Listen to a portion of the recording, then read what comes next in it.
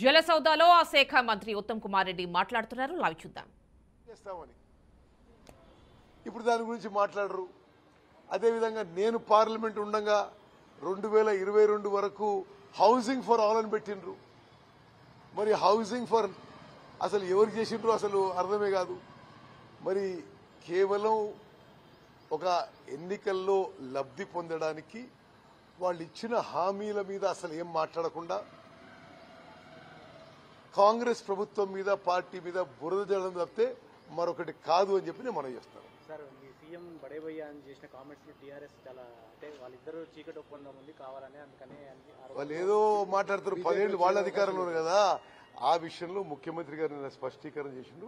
నేను దాని మీద క్లారిఫై మాట్లాడడం సరియేది కాదు. సిబిఐ విచారణ జరపాలని చెప్పేసి బీజేపీ వాళ్ళు అంటున్నారు. ఇప్పుడు వాళ్ళు ఏదో అంటారండి. వాళ్ళు మీరు 10 ఏళ్ళు ఎందుకు చేయలేదు? మేము ఏమేం చేసినాం? ఇప్పుడు విజిలెన్స్ ఎంక్వైరీ చేసినాము. దాని మీద కొంత యాక్షన్ తీసుకున్నాం, మరి కొంత యాక్షన్ తీసుకోబోతున్నాం. మేము ఎన్డీఎస్ఏ టీంని ఇన్వైట్ చేసింది మేమే. అది ఎంక్వైరీ నడుస్తుంది. ఇప్పుడు జ్యుడిషియల్ ఎంక్వైరీ కోసం చీఫ్ జస్టిస్కి హైకోర్టు జడ్జి ఏమని చెప్పినాం. వాళ్ళు ఇప్పుడు హైకోర్టు జడ్జి స్పేర్ చేయలేమని చెప్పినారు. మేము retired supreme court judge high court judge గురించి ఆలోచన చేస్తున్నాం.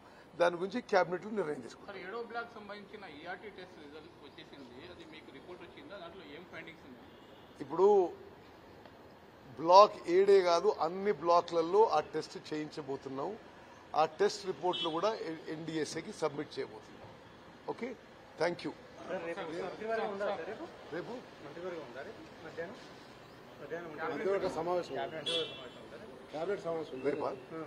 సరే, నాకు రేపు సెంట్రల్ ఎలక్షన్ కమిటీ మీటింగ్ ఉంది. రేపు ఢిల్లీలో నాకు తెలియదు. అంటే బహుశా ఇప్పుడు ఇచ్చిందేమో.